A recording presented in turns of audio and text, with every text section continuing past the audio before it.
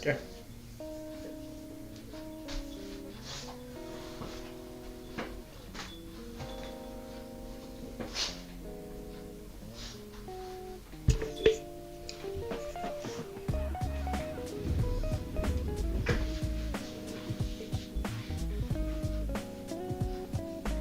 Brothers.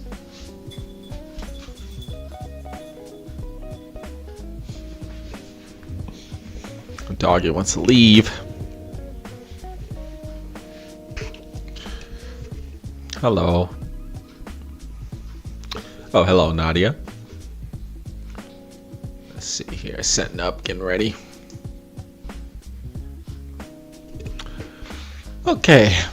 Hello. Welcome to the Black Ponderer. I'm Neil, the host of the show. I was about to say the host with the most. No. Something like 90s people, hosts from the 90s, 1990s used to do that type of, say those corny ass lines. But this is the Black Ponderer. We do philosophy streams. We talk about philosophical texts. We're not doing that this time. We're just a live stream, but I just happen to have a philosophical text on me. It's things like this. Ursula K. Le Guin's The Dispossessed.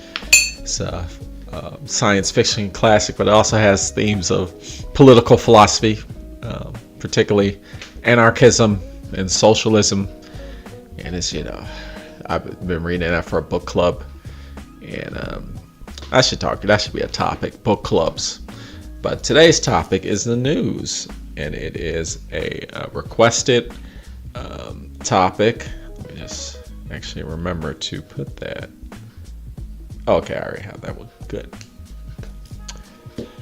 We usually talk about books, but this time, in the live series, we talk about topics.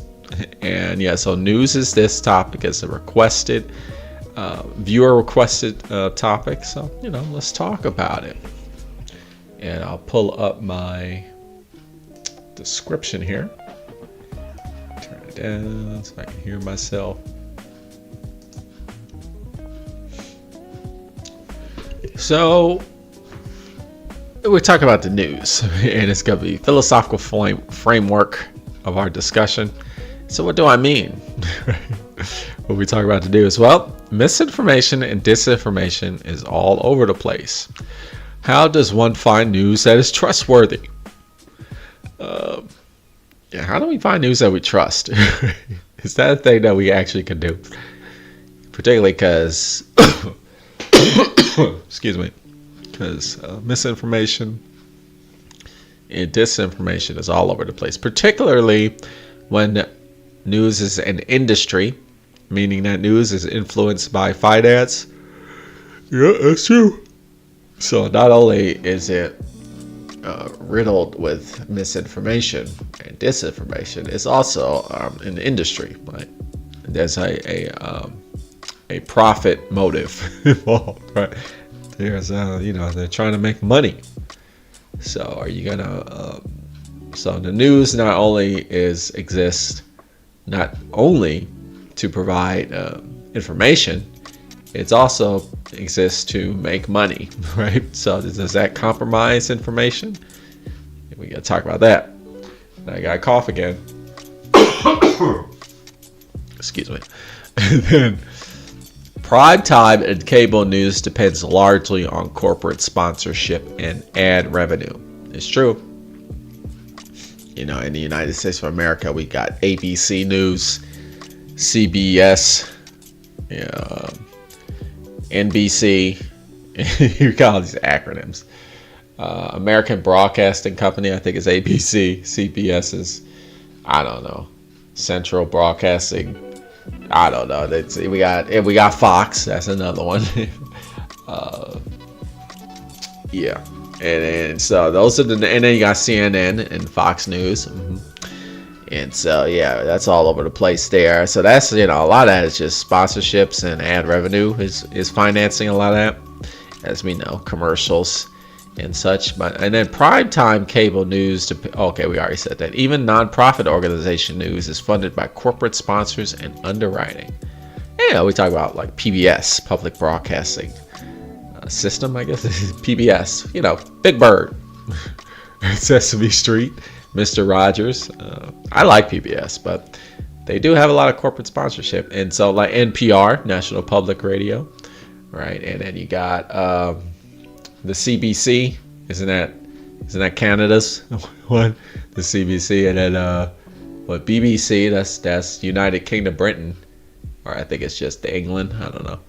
And then, NHK, that's Japan's public broadcast. I mean, it just keeps going, right? And you think like, oh, they're nonprofit organizations, but they do depend on corporate sponsorships. For example, NPR, for instance, is funded. One of its major sponsors is Meta, Facebook, and Amazon. They contribute hugely, largely, financially to NPR. So can we trust them? I don't know. And then the tagline, brought to you by viewers like you. Thank you. This program has been brought to you by viewers like you. Thank you. When you see those public broadcasting services. And then it's spoken proudly by nonprofit news organizations. But does viewer financial support mitigate news bias? So just because a majority of the funding comes from membership, viewer members' fees, does that make it more trustworthy? Or does it make the news just beholden to the viewers that are submitting their membership fees? I'm actually I'm a member, what do they call it, sustaining member of my local news radio public broadcasting service. It's called WKNO. Yep, that's it's a public radio station here in Memphis, Tennessee. I guess we call it the Mid-South because there's other cities in that area. And I contribute a little bit of funds to them every month because I think they give me some nice news, but can I trust them? That's what we're gonna talk about today. And then it's like, is there a such thing as truly independent news? Like, does that even exist? Like, is there news even like YouTube news where it's just like one guy with a YouTube channel? I guess things like, or what about big groups like the Young Turks? Are they independent? Talk about them too, right? Or like you might say like, well, it's just some people online, like YouTube. This is YouTubers giving you news, or Twitch. There's a lot of people on Twitch doing news and also political discussion, and they're not beholden to anybody, right? So you get the real scoop with them. Is that really true? I don't know. And then, so what else did I write here? Is wholly self-funded news actually bias-free? That's what I just said. Is it even possible to be bias-free? Like, is that even a thing that you can actually do? Right?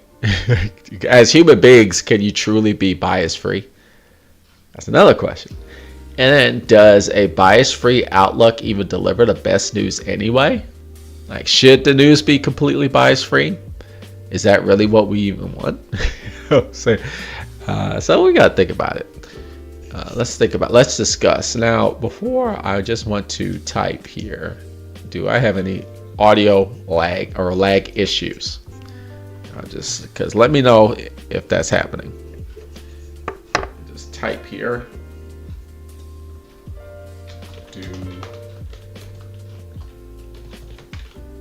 Please let me know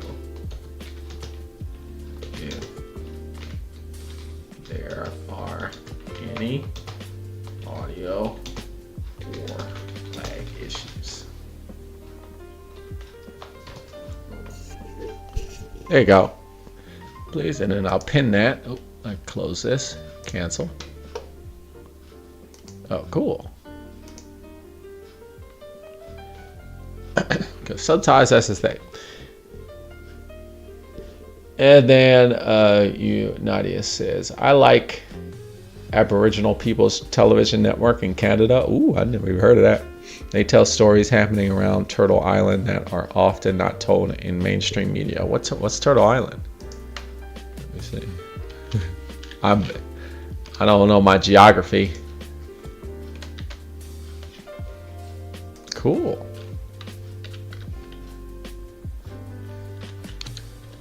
I just want to look it up right quick. Is that Fiji? I get Fiji. Or is that Canada? Let's see. Oh.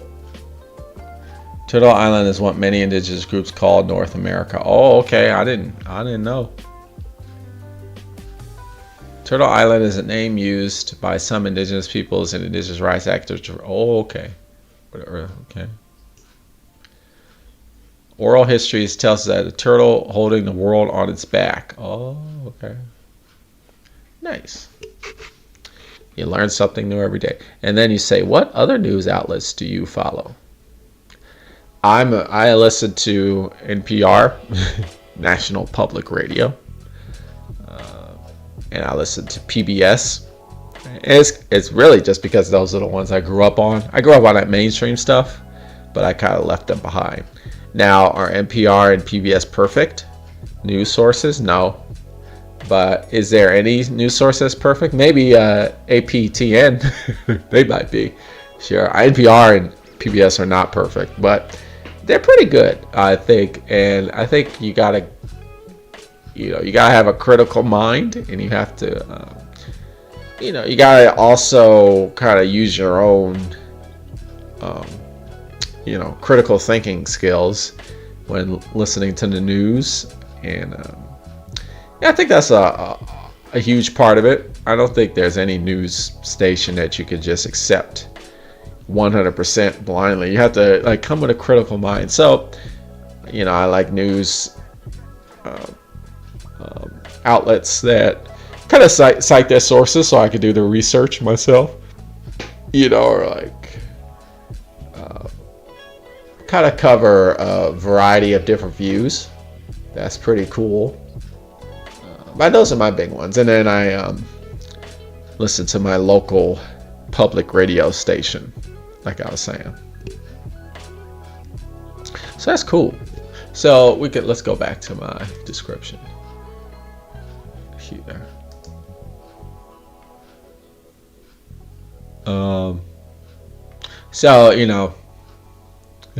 The first thing we could talk about is misinformation and disinformation, right? Okay. Any independent news. I was following some journalists on Instagram who were on the ground in Gaza when the war escalated in October, posting stories and updates. I don't think so. I don't think I follow any independent news. Although, I should. I'm trying to think, would I gain more knowledge doing independent news? Because, I think NPR, they do a pretty good job at covering it. I mean, like I said, they're probably not doing the best, but they're doing pretty good. Like, I kind of know, pretty well, decently what's going on there. I don't know everything, right? I guess it kind of depends on how much you want to know. Sometimes you can know a bit too, in terms of sometimes you get these news stories and they get really you see everything, right? And it can be kind of traumatizing, which is I guess that's what people want. Some people are looking for that. They want to see the gore and the violence firsthand. I don't think I need to see all of that necessarily, because some independent news, they'll just show you everything, which is important. Particularly if you don't believe what's going on. But I think sometimes if you already understand the reality, you don't really need to see all of that traumatizing stuff, right? To motivate you to act. because sometimes you could like really mess yourself mentally when you start seeing. I think that's one of the problems I think sometimes with these like really independent news. I mean, it's very important to show a lot of the stuff that's going on firsthand, but it is sometimes like it could be a bit much, right? And sometimes people don't know how to back off and be like, okay, I've seen enough. I get it, right? I get. So now it's time to like actually do stuff, right? Instead of just constantly seeing it over and over again, or like seeing these things happen. So there's that. They were showing everything, which was very intense. But I was wanting to really understand what was happening and what was being hidden by mainstream media. No, it's important to see the reality of the situation. That's pretty important. That's definitely important.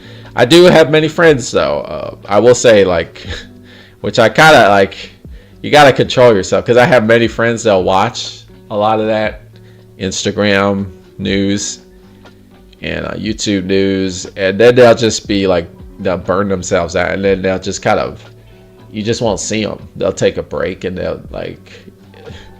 burn them, so they'll have to take a month break, right? And then I won't see them for a month, and then I'll come back. Then they'll come back. I'll be like, "What happened?" It's like, that it really fucked with my mind, and it really messed me up seeing like the horrors of the situation. And I'm like, wow, I mean, it would mess anybody's mind up seeing that, a lot of that horror. But sometimes you need to see it. I do. Yeah. I mean, it's important. It's very important, right, to show the real stuff. Right? I do think you do need to be cautious, and it's great that people are showing the real stuff. That's good. It's very good, and they should keep doing that. Right? Show the real stuff. But your mind can only take so much of seeing that, right? So I think at a certain point you have to be like, okay, I've seen enough.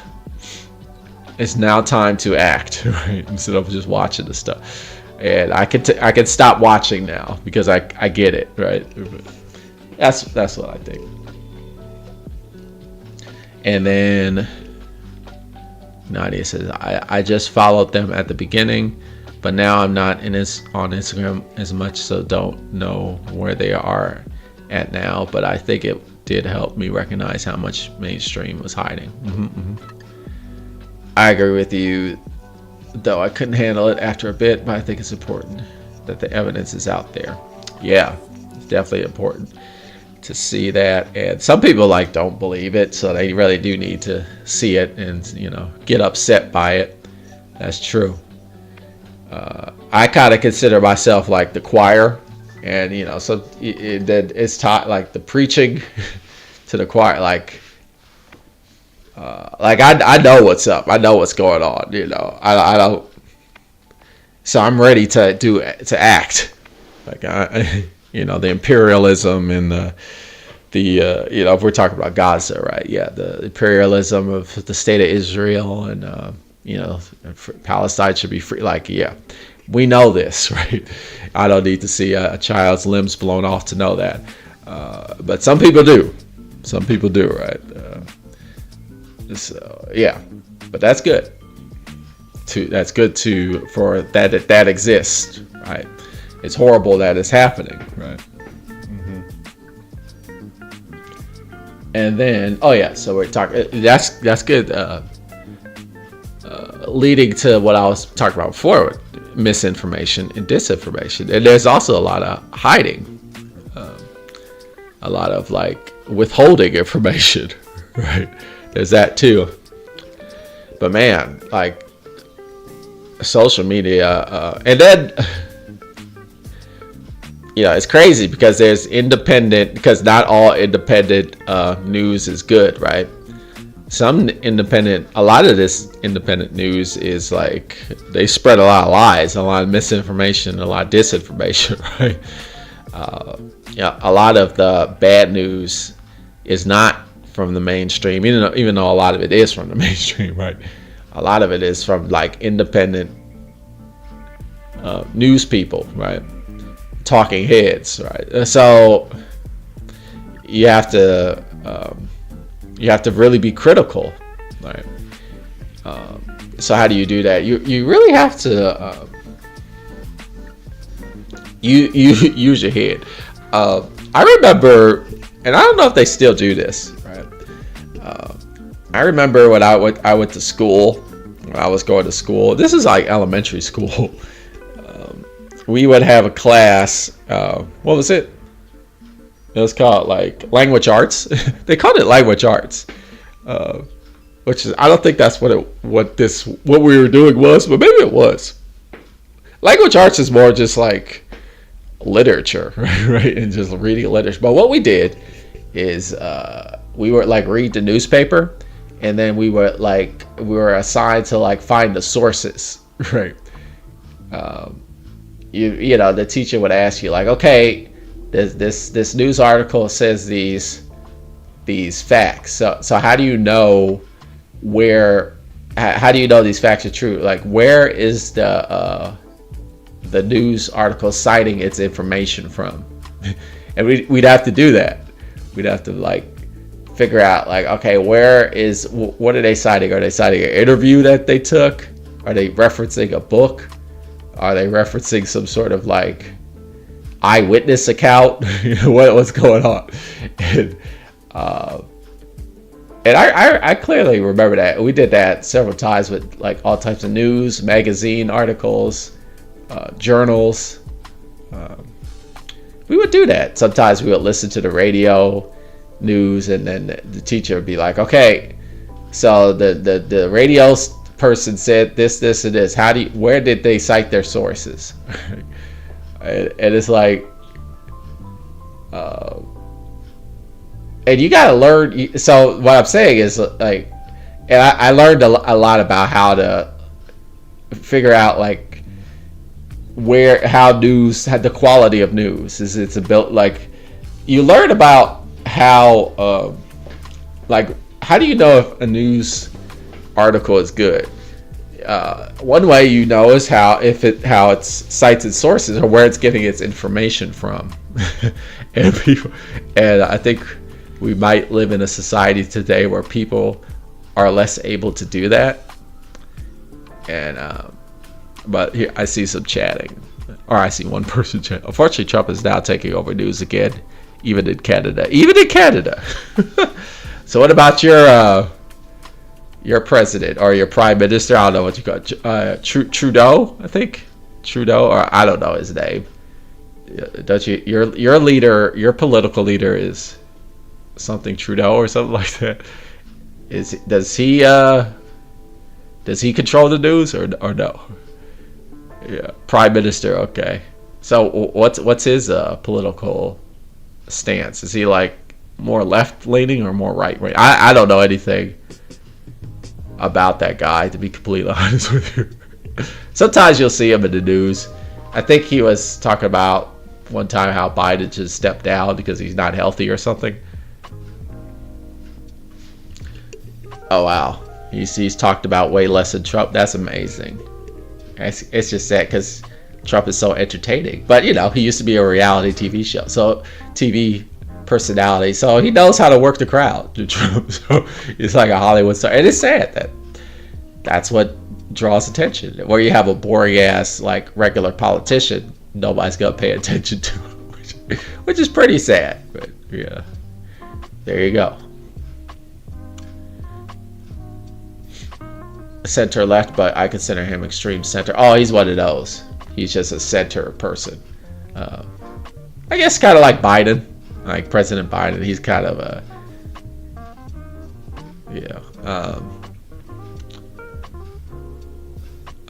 would he be like an extreme centrist? I don't even think I would classify President Biden as that. I would classify President Biden as a neoliberal, which is not a centrist.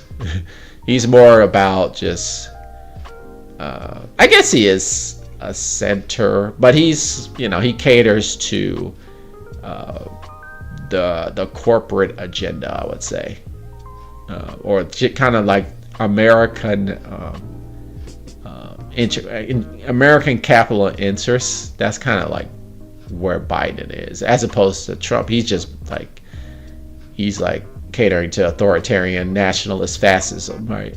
American fascism. That's Trump. Yeah. But yeah, so how do you know? Going back to how do you know the quality of a news report? You know it. I would say you know it by how good it is, how much it's referencing its citations, letting you know where the information is coming from, and then that's the first thing. Like, it needs to be open about where it's getting its information from. And if it's like not transparent about that, then you know, okay, there's some problem here. Now the other problem is if it's open to like, if it's showing you a reference, then I think then it should be easy or relatively easy for you to look up that reference or that citation. That's another red flag. If the news article is referencing some information and it's like, we got it from here, and then I try and look it up, it is very, very difficult to look it up. That's another red flag. It's like, okay, I see you're not as good. But then sometimes a news article will reference information, and then it'll show you, like, it's easy to look it up. Then you look it up, and it's like, oh, this is like, this source is like not credible. It's not legitimate. That's another way you could tell. Like, sometimes news article is open. Fox News is like that, actually. Oftentimes it's very easy. Like, Fox News, which is horrible, but they'll cite their sources very well, and then you can look them up, and you're like, oh, at least they're transparent. But then you look up the sources, and it's like, well, the sample size is horrible, right? Or like this report, the methodology of how this report was put together was like lazy as hell, or like they didn't even try. So the very foundation of where this article is coming from is not solid. So this news article is like not trustworthy. Fox News is like that a lot. And then you have like the CNN, which is like the left side. Fox News is the right. CNN is kind of more leftist. But I have the problem with CNN sometimes is that I can't find a lot of where they're sourcing their material from, or their information. It's very difficult. So it's like, are you guys good either? No, I don't know. But then you saying, we have a conservative who will likely win in 2025, Pierre Poilievre. Oh, sorry, my French is horrible. He's not good news. He's way smarter than Trump, but same anti-trans, anti-abortion views. Yeah, that's funny. Isn't Trump? Trump is like an idiot. He's so stupid. But it's so embarrassing to be an American right now. It's like so embarrassing. It really is. It's like patriotism, I have none. It's like so. I mean, you look at our leaders and they're all like idiots. It's just so shameful. I'm not proud to be an American. I mean, just look. I'm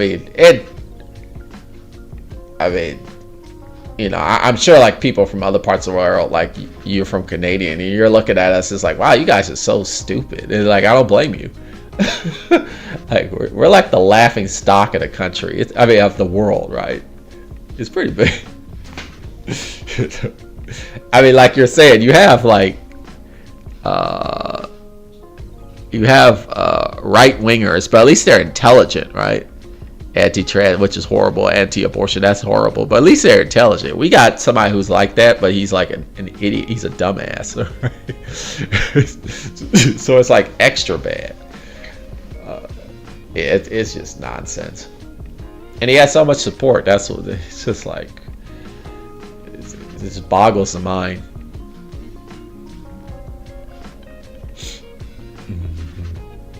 Right. I'm just shocked that I'm shocked too. I'm sure a lot of us are shocked, but that just tells you like how idiotic our political system is. It's just a stupid ass political system that we have that kind of situation. That just shows you how stupid our political system is. 380 million people and Joe and Trump are. It's just like, huh? I mean, it just shows you something is wrong. Right? Something is wrong. Like, something is clearly wrong. Right? Yeah, but we just buy into it. We just accept it. We're just like, oh, it's just how it is. It's like, God bless America. Like, how can you bless that? It's like, oh. But I know. Like, I'm not naive about it, and a lot of Americans are like me. Don't make no mistake. You see the news, and they try and make it show you like, we're all stupid. Like no, there's millions and millions of Americans just like me. We're just like shaking our heads and we're like, what the fuck is going on? we're just like, wow. There's many of us who are like ashamed and like just shaking our heads and like doing face palms. Or we're just like, come on. Yeah. So don't make it, don't get it twisted, but that's America, baby. Anyway, so yeah, I would say with the news, like, that's a great way to check out the citations and the work cited and see if that's good or not.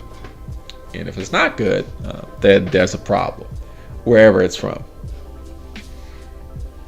And then you say, don't worry, I know there's many people who are smart and great people in the U.S.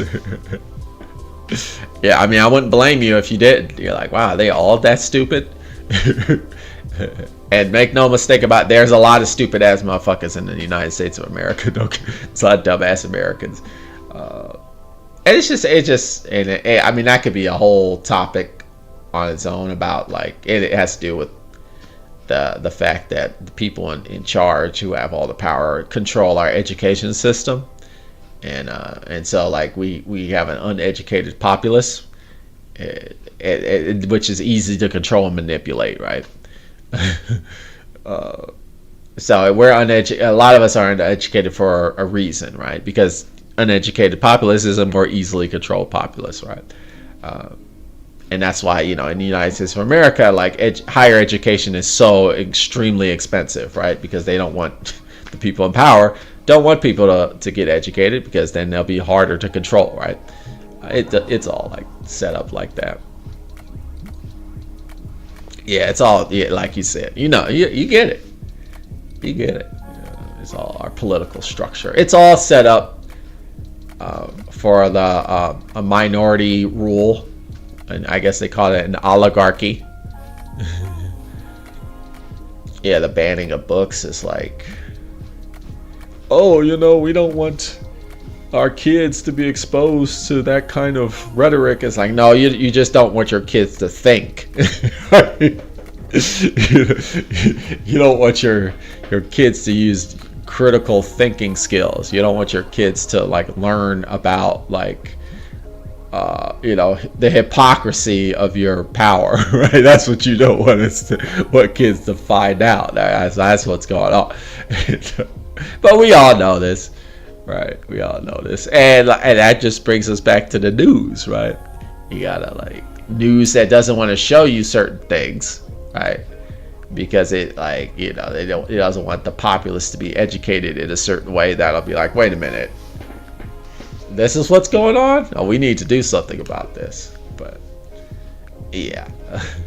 But I mean, another huge thing is a lot of news organizations are funded by corporations, and corporations, they can't say a lot of news organizations can't say certain things because it'll jeopardize their funding or their sponsorships, and so that's the other thing,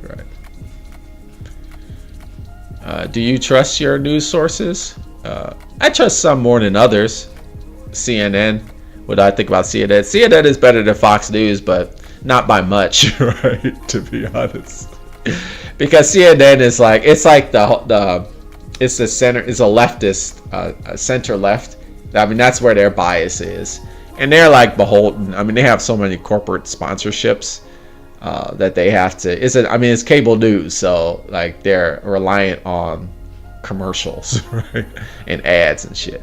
So it just is like, and a lot of people get it twisted, right? They're like, oh, well, they're left leaning, so they're good. Like, not necessarily. Just because they're like, I mean, they, a lot of like leftism in the United States of America is really just what's known as like neoliberalism, really, which is just, more just beholden to markets and corporations and companies. And they're all about like free market, as opposed to like, right wing shit, which is like they have that too, but they'll always push the corporations aside to for God worship and like fascism and nationalism, and I mean they'll just the corporate profit goes like second to that. It's like a cult, right? But a lot of this leftism has more to do with they're just like, hey man, free markets, corporations should have rights. We'll say everything, but we gotta make sure we sell products too, right?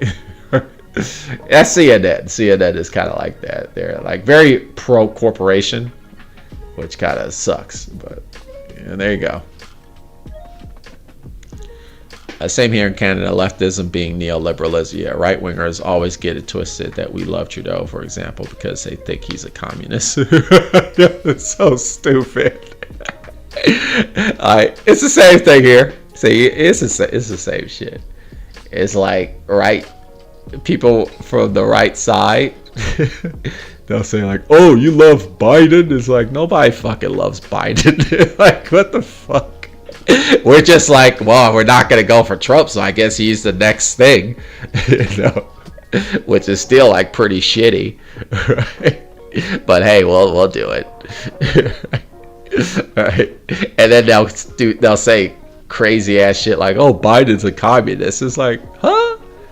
Biden? Oh, sorry, my camera went dead. Let me fix my camera. Sorry. There we go. I think what happens is that it overheats sometimes, because I think my GoPro will automatically shut down if it's overheating. Adjust. I think it's overheating because it's next to that ring light. So that might happen again. I might have to switch to my even lower budget webcam. We'll see. They'll say like, oh, Biden's a communist. It's like, Biden is so far from communism. What the fuck? That's how stupid people are, right? like, what are you talking? That's how, because we just don't know anything, and then I think that's relevant to what we're talking about. Like, that's the state of the news these days. That's the state of, because Fox News will say shit like that. They'll be like, Biden is like catering to communists. It's like, huh? What? It's like, what are you even talking about? Like, he is so anti-social. Like, what? All leftists left. Like, Biden isn't left. Biden is center. Right? But yeah, but it's the same thing. But what would you say? Right, where's on it? That we love Trudeau. Oh, okay. Yeah, exactly.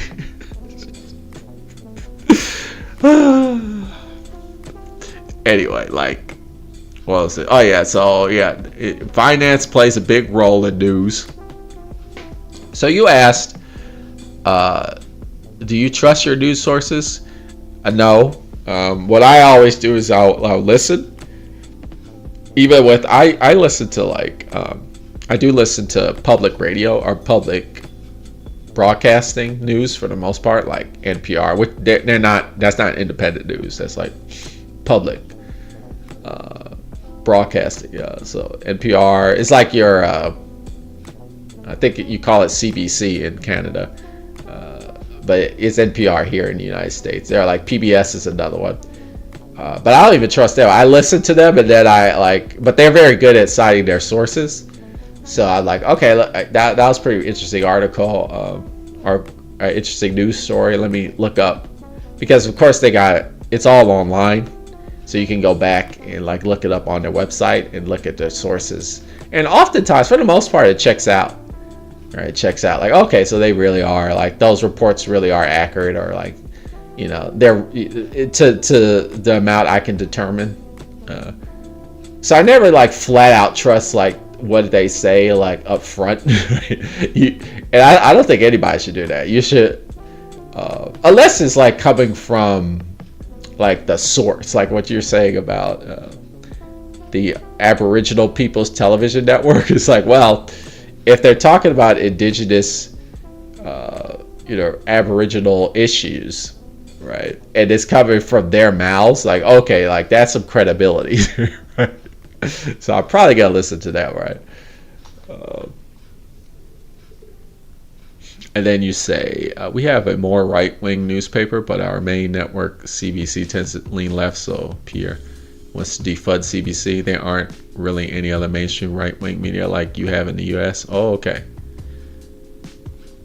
I think right-wing people tend to watch US right-wing news. Oh, okay, because you don't have much right-wing, which is, an envy.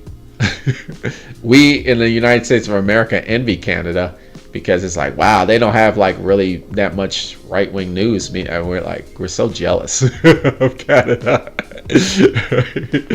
Like, see, they make sense over there, but the side, the grass is always greener on the other side, right? as they say. But we do look at United States of America. We people who are kind of more left, like people like me, we do look at Canada as like, now that's a country that makes more sense. It's more logical. But that just might be our rose-colored glasses. And they proliferate those shitty ideas in Canada, and that's a damn shame. I'm sorry, as an American, I apologize for my country, even though, as I'm not fucking responsible. I mean, my ancestors were enslaved Africans that were brought over here by colonizers, so it ain't my fault, but but I see what you. APTN is great. Indigenous journalists and indigenous shows. They have indigenous people on from US too. Cool. That's cool. They call it Aboriginal, but generally that's considered an outdated term in Canada. Okay. Aboriginal. Okay. Yeah, I don't know. Yeah, we don't really use that term here in the United States, so I'm not aware. But we do say indigenous a lot now. Are you, Nadia? Are you indigenous? Are you of indigenous heritage? Or I have no idea. Let's see here. What else? A prime time cable even. Yeah. And so let's talk. We could talk about bias for a little bit. Aboriginal is used more accurately for Aboriginal people in Australia. Yeah. I've heard they're Aboriginal people in Australia. Mm-hmm. Cool. So I guess I would like to talk about. I guess my final or one of my last points that I want to bring up is bias. And then you say, no, I'm not. I'm just an ally because of how much they have been neglected and fucked over. Oh, okay. I guess if you actually type the word fuck, it'll censor. That's a shame. So because you can totally type curse words on. I don't care, but I guess YouTube cares. So it is what it is. Right? But I don't give a fuck about cursing. Just in case, okay. So the question is, there you go. The question is, can news really be unbiased? Like, is that a thing? That's nice. Can news be unbiased? I don't think it can. I think honestly, I'll be honest with you. I don't think bias is necessarily a problem. It's just like, what is your bias? That's the problem. Like, so what are you biased for, right? Some biases are good. Right? For example, if you're biased toward the truth, if that's your bias, like if you're biased toward speaking truth to power, right? That's good. That's a bias that I like. If you're biased for indigenous peoples, the welfare of indigenous people, if that's your bias, right? If you're like, I'm just gonna focus on articles and news that is about the welfare of indigenous people, that's a bias, isn't it? Yeah, I think it is. But that's a good bias. I don't think it's even possible for a person to be unbiased. But there's also bad biases, right? There's like a bias toward corporate, money, which I argue that's what cable television, cable news is, like CNN or Fox, right? Even Fox. I know Fox has, they're all right wing, but it's interesting. Like you look at Fox. I go to a gym, and they'll have the TV. The gyms, they have the when you're working out, they have the TVs, and a lot of it's Fox News because I'm here in the American South, so everybody's got their fucking Fox News. That's like default news, which is sad, and it's a lot of right wing shit. But more than that, it's like commercials. It's like ads. It's like car commercials and medicine commercials, and a lot of like sports commercials. It's mostly commercials, honestly. Right? So there's definitely a bias toward like selling shit to you, selling products, and that's a bad bias, right? That's a bad bias when you're like, oh, you're more interested in selling shit to me than you are like actually giving me like information that I can use to determine the status of the world. Right? That's a bad bias, right? Of course, like. Bias that, racism, right? Which is what they call that, unconscious bias. Racism is, you can be, what they call that, anti-racist, because in like the idea of being anti-racist is this idea that, well, everybody was racist because of our programming, of our, our media and our like social institutions are racist, so we've been like brought up in this racist society, and so by default we're racist. So we have to constantly fight this racist bias that was ingrained in us from birth, right? So you can have a racial bias, right, or an anti-black bias, right, or an xenophobic bias, right? That's bad, and there's a lot of news organizations like that. But it doesn't, because there's this focus on the news being unbiased. You have to be unbiased, which is like, well, is that really the problem? Is bias really the problem? Because there are good biases, right? And I would even go farther and say, like, as a human being, you really can't be unbiased, right? A robot could be unbiased, right?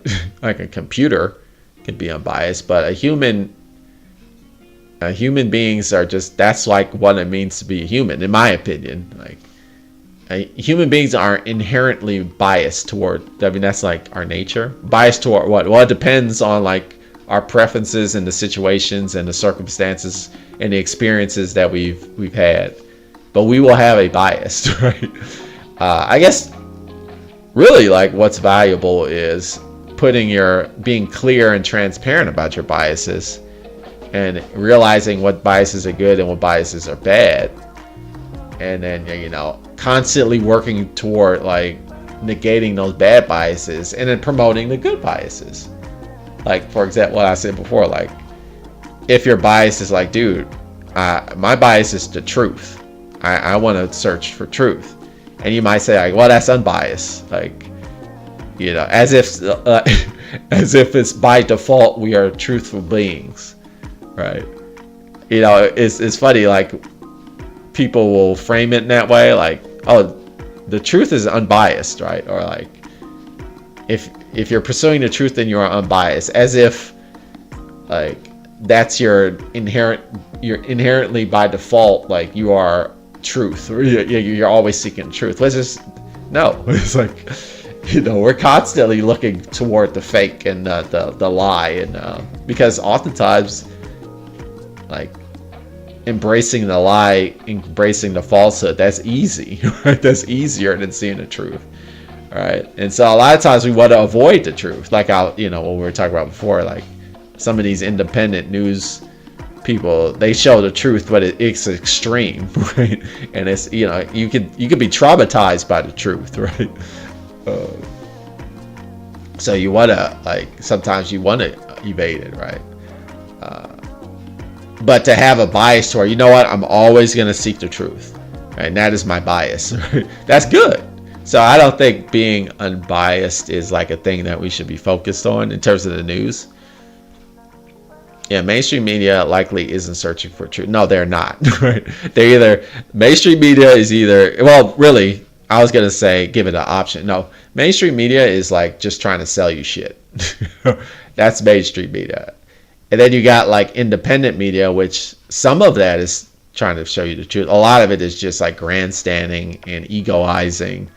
And a lot of it is not even trying to push you. Some people say like, they're trying to push you left or right. And yeah, they're doing that, but there's like a deeper motivation behind it. Is like they just want to, a lot of these people just want to be in the spotlight, and they want to be like the person that's providing the light. Like, look, I will show you the way because I'm this big wig person. But then you do have those people who are the truth seekers and the truth tellers, who are like putting their lives at risk to tell the truth. And that you got those people too, as we've mentioned before. So it just depends. But yeah, I would say like mainstream media, and I'm talking about like even stuff like Fox News. It's just a business, honestly. It's just like they're just trying to sell you shit. They're just using right-wing theology as their methodology to sell you like the new cars that come out, that new Ford, or that Ram Ford, that big ass Ram truck, or whatever, like antidepressive medicine that they keep trying to sell you, which medicine is great, but it's just unfortunately medicine is like big business here, right? And they're always pushing that. They'll show you those commercials, and then they'll spend like a minute, like fast forward, telling you all the symptoms, and it's like 100 symptoms, so they have to be speedy with their vocals. And then sell you stuff, but also make you think a certain way that's biased towards our current system because it benefits the corporations that fund them. Yeah. Either that, or they're also trying to use that common tactic of they're just trying to scare the shit out of you, right? Because when you're scared, you're more likely to just buy shit. Yeah.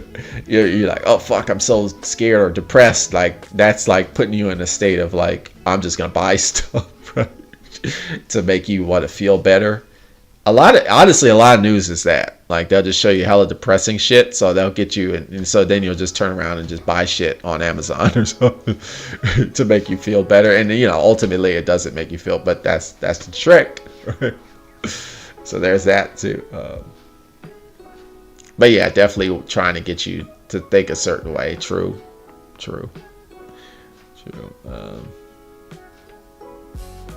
So yeah, I guess that was my last point. Is it even possible to be bias free? No. And then, does a bias-free outlook even deliver the best news anyway? No. Because I would like to have a bias. Like, how about like anti-racist bias? There's this idea that's like, you're not supposed to take sides when you report the news, and I say that's bullshit, right? I think it's okay to take a side if it's a good, like if it's a great side, like you're saying, indigenous people, like, yeah, you should give more airtime to indigenous people because, like what you said, they've been fucked over for so long. Like, I think they deserve a bit more air, like actually a lot more airtime than your average white guy, right? Oh, that's bias. Yeah, but that's good bias because they've been treated like shits, or and et cetera, et cetera. Like, you should give women more time to talk on the microphone. And literally, like, they should have like 70% more of the airtime than men, right? Because they don't get that, right? So they will finally start like hearing their story for a damn change, right? I would like to see that bias, right? But you're not going to see that. I think to say I want an unbiased is to ignore, the reality of the world is biased and it's skewed toward like an oppressive bias, and so we have to adopt a new bias, one that's like more focused on social equality and like, and freedom and shit. Damn, I didn't know that trick to make you buy more stuff when you're depressed. I don't think it works on me because I hate buying stuff. Well, that's good. That's good. So you're not wanting to get into debt. It's cool. But yeah, that's definitely a thing. Anyway. Yeah, so that was basically my final point about like, when you watch the news, I think it's pretty good to check the citations and the what's being cited and what references are they using to get their information. That's cool to do. That's how you determine what news is good and what news is bad, is by doing that. And I would say, just because it's not, it's more likely that news will be better if it's independent than if it's mainstream in terms of like cable network television, right? But it's still not guaranteed, right? Because independent, there's a lot of grandstanding, and there's also a lot of misinformation and disinformation going on in independent. But a lot of independent news is truth seeking, and that's great. And then you have the public broadcasting news, which is also not guaranteed to be accurate, the best, because they still got corporate funders and such, even though they'll say like, we're trying to be even peel and like give you the truth. Well, don't take their word for it. Most of the time that's true, because like I said, I'm a sustaining member of my public radio station that gives you public news. So I think they're good, but best believe I'm checking their sources. I'm on the internet checking, because I'm like, hey, let's see if they really are saying what they, and some shows they have on there are pretty bad. But, you can't, not everything's perfect, right? So there you go.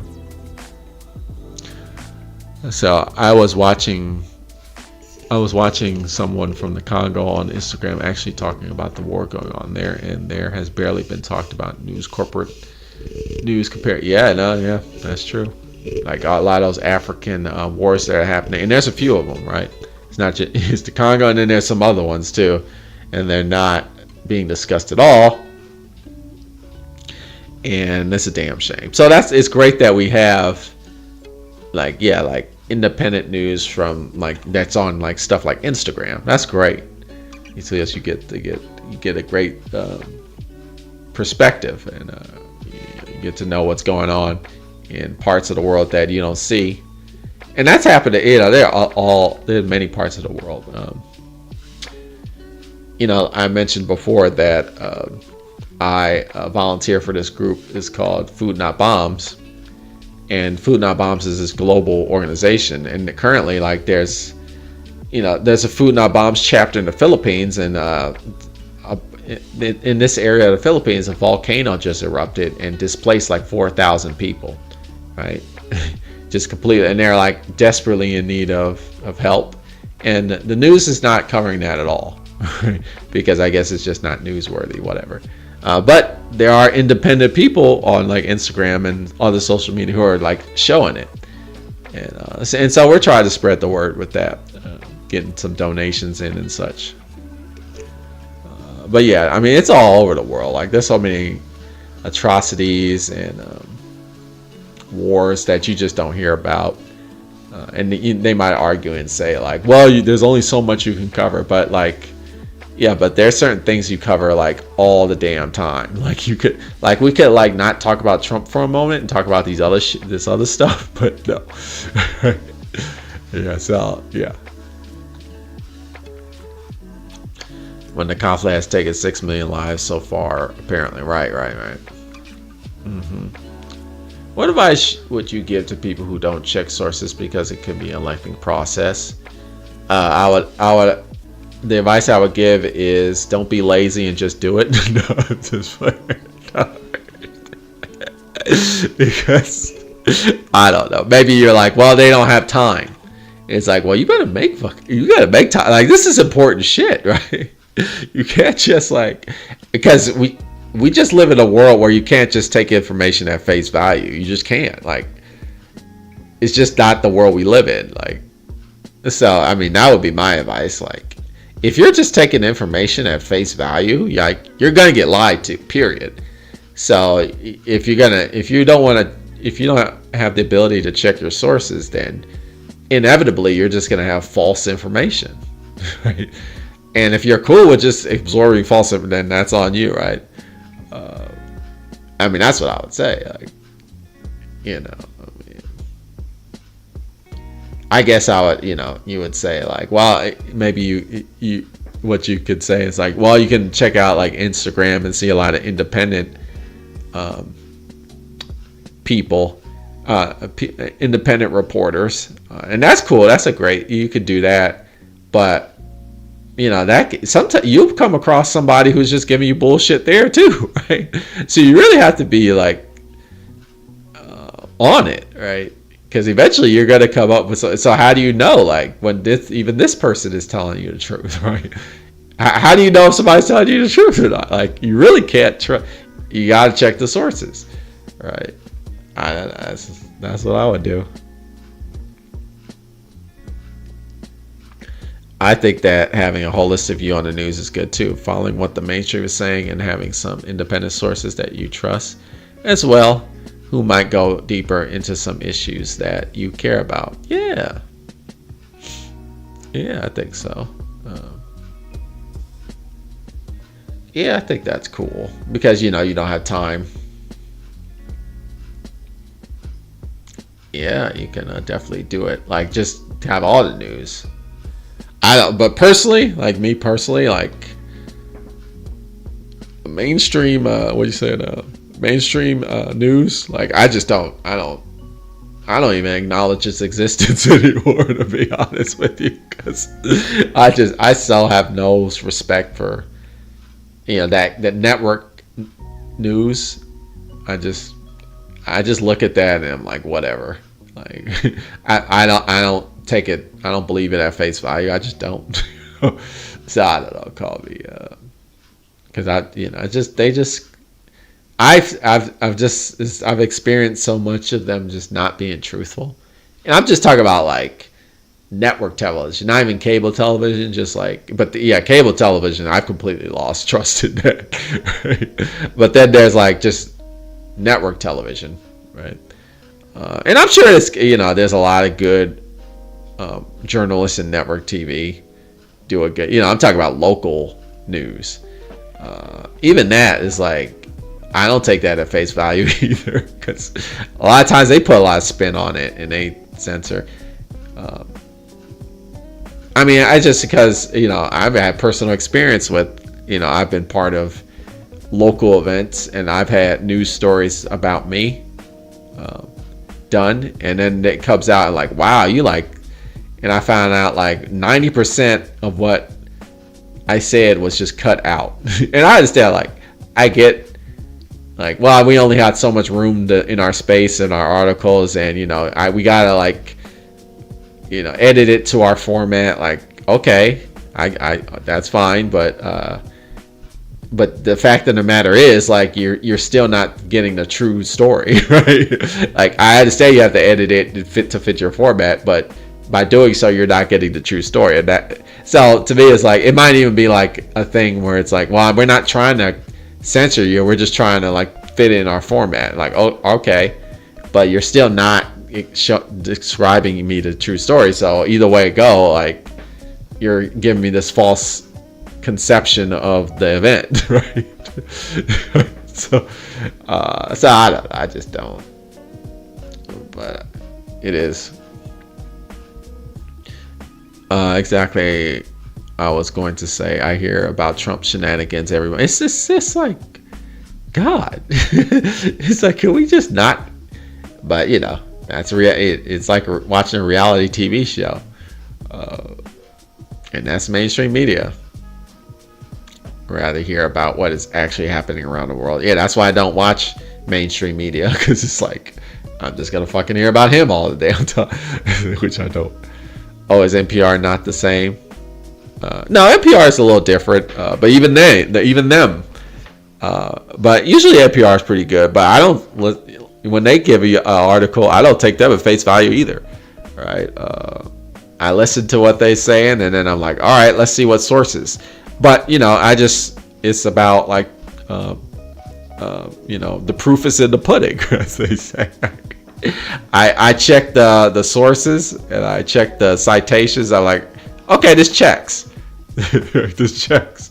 I can verify these sources, and I'm able to do that a lot more with NPR than with other news organizations.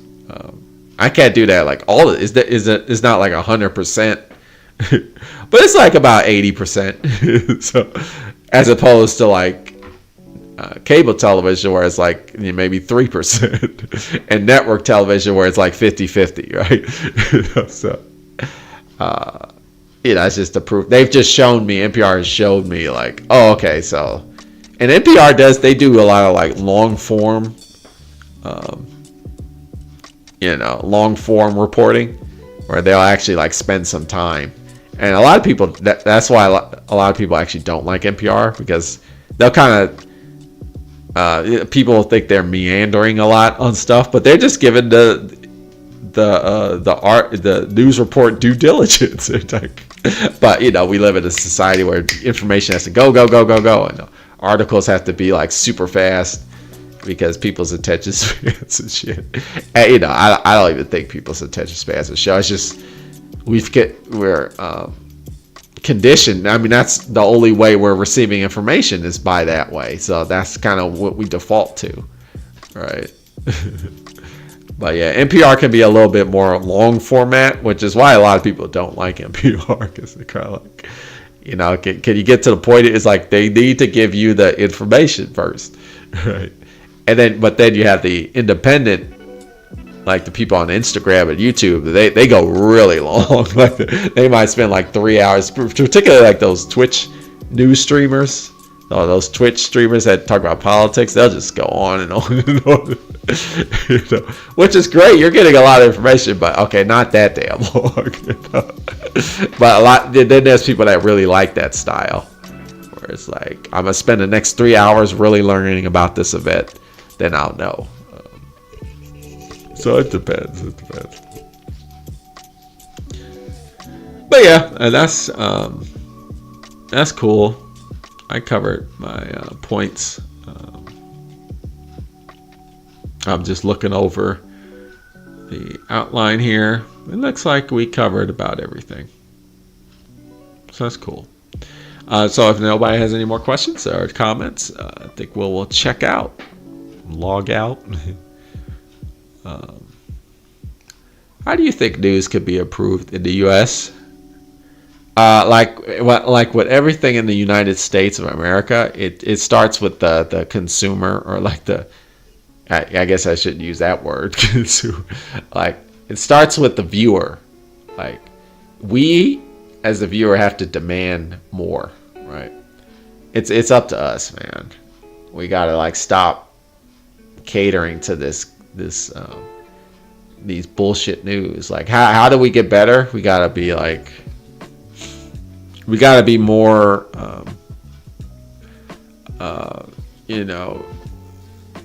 we really have to be more willing to invest in local news, right? Local news, not network news, right? Not television, but like, our local newspaper, which is like, local newspapers are just, they're not, I mean, really, that's what you need. We need like local newspapers back, but they're long gone. There are some local newspapers that I read. This one. Can you see it? Oh, barely. It's a Memphis Flyer. It's free. It's paid for by donations, but it's free. It's a really good local newspaper, and they talk about community stuff. I was featured in that paper one day, and maybe I'll like put that as a community post or something. I was featured in the Memphis Flyer. But look, like the article is about the Tennessee prison system and how fucked up it is. See, that's news. That's not going to sell products. That's not going to sell any products. But that's what I want to see. We really need to we really need to stop relying so heavily on mainstream media to get our news, because they're long gone. Like the idea, like we need to improve cable no, there's no improving. Yeah, we just need to let that go out in pasture and just die. Right? We need to go back to our local news, right? At our local events, and like you're saying, go to these indie reporters that are on Instagram and YouTube and look at and discern the good ones from the bad ones, right? That's how we do it. I would love to see your feature. Maybe I can put it in the chat. Probably not, but let's try. And then Arthur Sage, do you think right-wing libertarians are accelerationists that will lead Marxism or classical liberal fascism? I don't really have high opinions about libertarians, to be honest. And right-wingers, they're pretty bad too. So classical liberal fascist, yeah, that'd probably be more the latter than the former. Yeah, probably be more classical liberal fascist. Yeah, I think that's probably where they're going to be headed to these people. Libertarianism is because I know people who call themselves that, and they're not. I know somebody who's a libertarian, and they're like, they have these debates. They do like these highly academic debates. It's funny because that's what I do. But they'll say shit like, oh, we shouldn't, we shouldn't ban guns because, guns should be like a thing that we should leave to the states, the state law. The federal law has no say. We should leave it to the state. And, same thing with abortion. They'll say shit like that. They'll be like, abortion should not be allowed because that's a state issue. And I hear like libertarians talk like that, and I'm like, wow, you guys are so like, you're so missing the mark and like what's actually important. Like they're so like theoretical. They're just like in this theory land, and meanwhile, like people are actually dying and shit, but they're like really in the clouds and shit. So I don't know. I don't have high opinions about libertarians, but maybe you might. I'm trying to find this article that I was in. Local news would just cover local, but what about global? Yeah, like you're saying, so global events, you would need. I mean, it would be hard. It'd be hard, but you'd have to like check out local news organizations from other parts of the world, right? So I guess you would need to have, what would be cool is if you had like like some sort of curator or something, or some sort of like some sort of group or organization that like kind of organizes local news people together, or like maybe lists them so you can search through. Right. That'd be cool. Maybe a website where you can like search local groups, local news organizations, like a local news organization depository that you can search through. I don't think, as opposed to like some big ass news organization that's just trying to cover like all the globe, like that's hard to do, and you're gonna miss something. I think that's probably the best way to go about it, but I could be wrong. I mean, I probably am wrong, but that's what I think. Let me see if I can find it.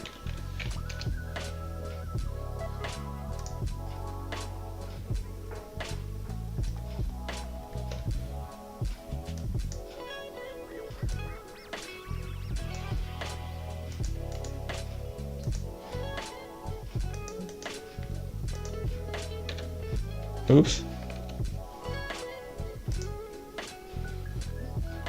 See, that's the article I was in. I posted it. My pictures are there somewhere. It's like you gotta scroll down. How do you... Local news will just cover... Okay, I'm going to look into what the local newspapers are like here in Toronto. I hope they're probably underfunded, and so a lot of them probably don't exist. Most local newspapers have folded because they just, like all the because mainstream media has a monopoly on the news, and like local news can't prosper. But maybe that would be nice if you do have some cool local newspapers. That would be nice. And then what you think about libertarian socialist? I don't know. I think when you put libertarian in front of anything, it's like bad news. Unfortunately, wish I'd have to say that, but I think like libertarians, like they theorize too much, and they abstract themselves from the realities or the practicality of the world. So to me, like libertarian socialist just means like, that's just another way of saying theoretical socialism or something. Not like actual socialism. That's just how I read that. I don't know. Off topic, but what was the last topic you had a poster about at the park? What was the last topic you had a poster about at the park? Just curious. Well, what was the last topic you had? I had a poster at the park. I don't know. What are you talking? Just curious. That's how it's been going.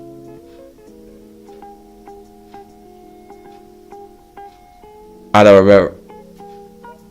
Oh, you're talking about my tabling. Oh, I know what you're talking about. You're talking about when I do my tabling, and I'm like, sitting down at a table talking about abolition. Yeah, that's cool. I did that today. I did that today.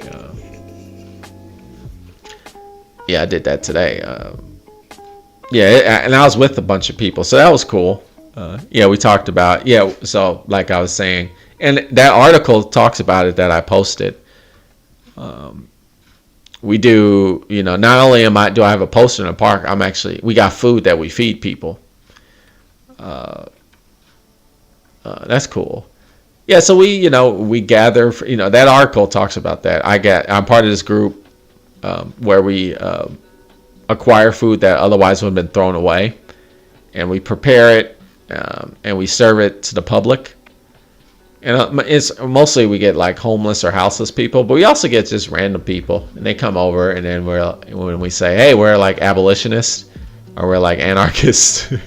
You want to talk about anarchy or abolitionism, or do you want to talk about like socialism?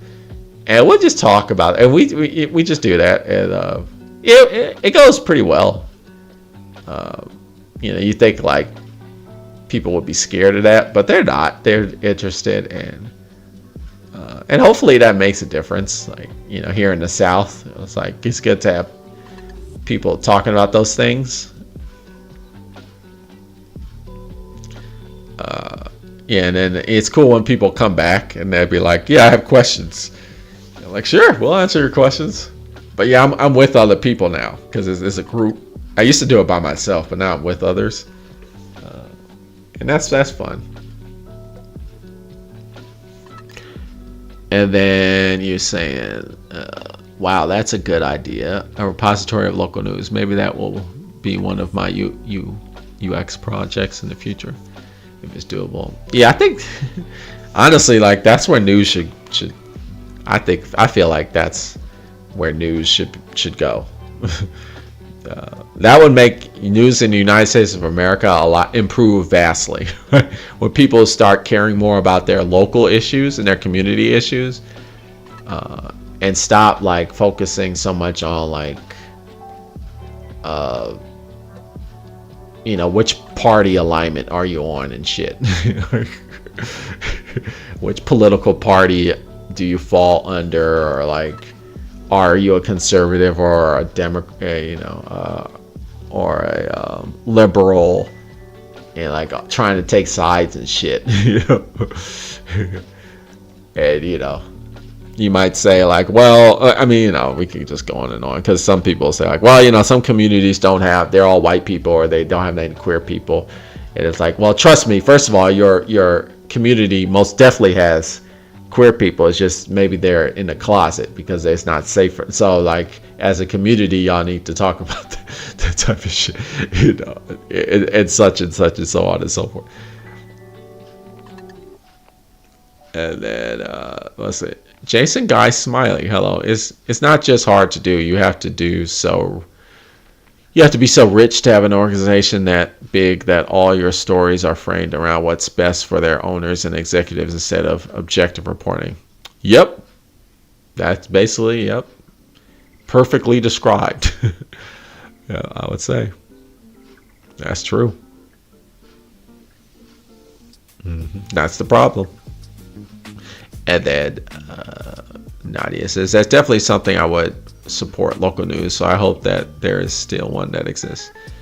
You'd think that this would be a straightforward cause for the residents of Toronto to fund. You would think so, but like Jason Guy is saying, corporations don't give a fuck about Toronto or its residents. All corporations care about is how much money they can get from the residents of Toronto. Right? They don't actually care about the actual needs of Toronto, or like, the city I live in, Memphis.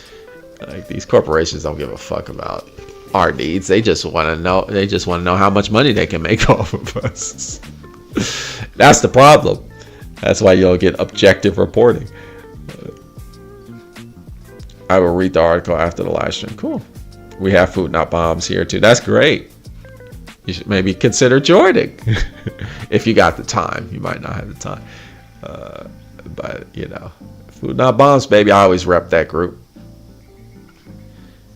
Isn't libertarian socialist just anarchist in disguise? Nope, it definitely is not. I think like back in the day, I think that's what they used to. People would call themselves libertarian socialists.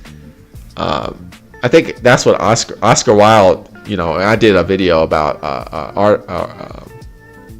an anarchist paper that he wrote, essay that he wrote, and he called himself a liberal socialist. Because I think it probably was too dangerous to call himself an anarchist, or maybe the term just wasn't popular at the time. But that's how it was back in his day, right? That's not how it is now. Right? People still use that term, libertarian socialist, and to distance themselves from anarchists, right? And libertarians will tend to do that. They'll use these terms to distance themselves from like the actual thing. They'd be like, "Are you a socialist?" Well, no, I'm not a socialist. I'm just I'm a libertarian socialist. That's different. Like, I still believe in free markets, right?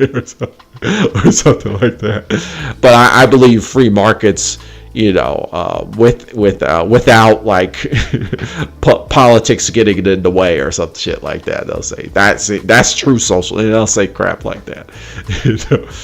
Or they'll call that anarchism. Like that's what they'll call it. I'm an anarcho libertarian they'll do shit like that, and that's just based on my personal experience. But who knows? I think Malatesta mentioned the switching up of names due to public and state pressure. Okay. Yeah. Mm-hmm. Yeah. I mean, yeah, so that's how it was back in the day. But I personally know people who call themselves libertarian socialists, and they are not, and they distance themselves away from anarchists. It's kind of funny, actually. It was too dangerous to call yourself that. Oh, Food Not Bombs Toronto serves meals every Sunday at a free community botanical gardens here in Toronto. I will go tomorrow and check them out. Yeah, they're great. I don't know. So Food Not Bombs is an anarchist organization. So I can't really determine. Maybe they operate differently than my Food Not Bombs here in Memphis, but they probably are cool. They probably are cool. But yeah, Food Not Bombs is an anarchist organization, so you'll learn, get into that whole thing. Yeah, definitely check them out. That might be the way you make the world a better place by doing the Food Not Bombs. You might be like, yeah, I think this might be because that's what helped me out. I joined Food Not Bombs. It's like, yeah, now I can make a difference. Now I can like make the world better. It really jump started my local activism. If you're feeling like disillusioned about the world, like if you're like feeling like, man, what the fuck can I do to make this world better? You see in the news, it is depressing as shit, and you feel kind of hopeless. I'd encourage you to join the Food Not Bombs group, because they'll give you some really easy ass ways that you can help a lot of people out, while at the same time, addressing like the political turmoil. That's the thing, like. Because they're very political, like, so you'll get into like abolitionist thinking and anarchist thinking, and socialism. You'll start talking in anti-capitalist stuff and anti-racism. Like, you'll start getting into all of that with Food Not Bombs. And you'll do it in a way that's practical and applicable to your community and like the overall. Like, you'll be part of a network of all these other Food Not Bombs groups. So there'll be the global aspect to it too, which is awesome. Yeah, how did you find your place in Memphis when you moved there? How did you find like-minded people? Was it Food Not Bombs? Pretty much. When I first moved to Memphis, I was here. I lived alone. For about a year, and I moved from Memphis, Tennessee. I moved from California, to Oakland, California, and so a lot of times I would just like, for the most part, I would kind of stick to myself, and I would just talk to my buddies in California online. I did that. I was like, I'll just, because I wasn't expecting to stay here in Memphis. I was expecting to come back to California, thinking like maybe California would become like cheaper to live because it was going through this crisis of the gentrification and the cost of living is becoming too high. That hasn't changed at all. It's actually gotten worse. So I won't be moving back, unfortunately. But at the time I was like, I don't need to really get involved in my community because I'm going to move back. So I would just like talk to my buddies online. We play video games and such, online video games. I just stay home most of the time.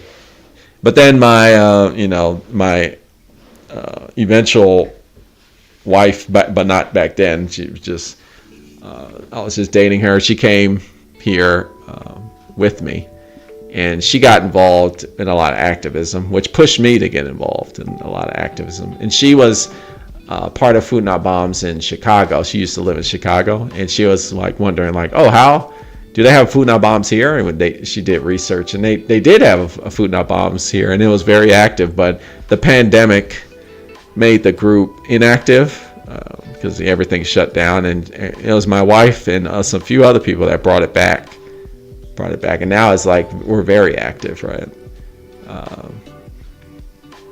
So it was really her. And she's very good at like getting to know people. I kind of like I'm the type of person who just I'm not like what am I like? I'm definitely not introverted, but I'm kind of happy. I'm often happy where I am, so I don't really have much motivation to like get to know others. I'm kind of like fine where I am, but she started knowing all these people, so I just got to know a lot of people by proxy. And a lot of those people were activist minded. They're very activist minded, and so I got involved that way. And that was great. And I was, it's surprising, like, there was a stereotype because in California, the Oakland, the San Francisco Bay Area is this liberal bubble, but San Francisco has that area has all types of problems and shit. But it does, it is very liberal, absolutely. It's very mixed. Lots of different kinds of people, different races, different ethnicities, different religions. I mean, it's very mixed for sure. But it's also being gentrified, and the cost of living is through the roof, and there's all types of socioeconomic problems over there. So they're not exempt to racism, sexism, gender inequality, and all that. But it is very liberal. But when I moved to Memphis, all my friends like, oh my God, you're going to Memphis? You're gonna see like KKK members and Confederate flags, and it's gonna be horrible, dude. You gotta watch out. Like there's gonna be racist people left and right. Like I was like a little spooked. I was like, but then I come over here, I'm like, oh, there's hella people that are like liberal minded and want to make a difference, and there's a lot of like anarchists here, and there's a lot of abolitionists here, and there's a lot of people who like reject right-wing politics here in the South. And I'm like, and there's so many people here that are like that. You just gotta seek them out. And I'm like, oh hell yeah. So yeah, and now I feel like I definitely decided to stay here. And it's great because I can kind of fight, because in California it's a little harder to fight that, because everybody is all liberal, but people are kind of like in this, everybody thinks the liberal fight is won over there, but it hasn't, right? But here it's like really obvious, because here our politicians are blatantly like racist and sexist and like homophobic, like they're blatantly, so it's easy to be an activist here. It's like more like it's not like there's no veneer, there's no like neoliberalism, there's no like libertarianism. Like in San Francisco Bay Area, there's a lot of like libertarian shit that goes on, where people like pretend to be like woke or whatever. They pretend to be like open, and they're not. They're just more interested in money and power, but they protect that's a lot of libertarianism too. But here, like, there's not really that. It's like there's a lot of this blatant rejection of a lot of inequalities, of a lot of social equality. There's a lot of rejection of that, blatant. So it's easier to be an activist here, I think, even though it's like you're getting a lot of resistance. But the fight is more obvious here, which is kind of makes you feel good. And what's cool about it is there's actually a lot of people who are ready to throw hands. There are a lot of people who's like, we're ready. We just gotta get out of these nut jobs that are in our political seats. We gotta get those jackasses out of here. But we're ready to throw hands. And I'm like, okay, let's go. So long story short, that's what happened. But yeah, there you go. So we were talking about the news, but we veered off to other things, which is fine. But I guess that's that. Unless anybody has any more comments or questions, I will go ahead and check out here. Cool. Thanks for sharing. Awesome.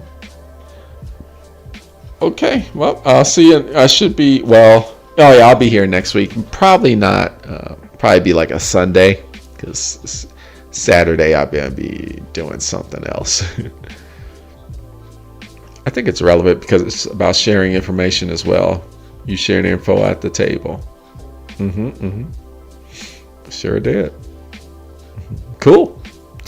Well, thanks for everybody for tuning in and watching. And hey, if you're like one of those people who watches the live stream later after the recording, and I acknowledge y'all. I'd see y'all there.